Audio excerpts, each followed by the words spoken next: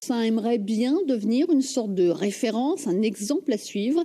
Pour nombre d'habitants, le développement des énergies renouvelables est la solution à privilégier. Mais d'après eux, EDF n'est pas très moteur. Reportage de Muriel Lemorvan et Julien Lebotte. Au ras des flots, l'île de Sein est aux premières loges du réchauffement climatique. Ses habitants l'ont bien compris, eux qui, hiver après hiver, consolident les digues et réparent les fenêtres explosées. La transition énergétique, ici, on y pense depuis longtemps et on veut y prendre sa part, être exemplaire. Si on fait rien, nous, à notre niveau, alors qu'on voit l'eau monter, on est un peu idiot dans notre tête, avec les marées, le courant, le vent, le soleil, on a tout pour réussir. Et en plus, ça coûte moins cher qu'en brûlant du fioul. Car ce que l'association Île de Sein Énergie ne supporte plus, c'est de dépendre, comme les autres îles, du fioul qui fait tourner ces groupes électrogènes au pied du phare.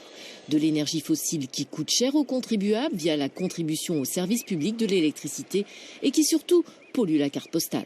On consomme à peu près 420 000 litres de fioul par an. Ça fait déjà 420 000 euros qui partent en fumée. Alors nous, on se dit ces 420 000 euros qui sont financés donc par tous les contribuables nationaux. Si on prenait une partie ou toute partie de cet argent-là, servirait à faire du renouvelable, à faire l'isolation des maisons. Et nous, ce qu'on veut, c'est un cadre différent, le droit à l'expérimentation.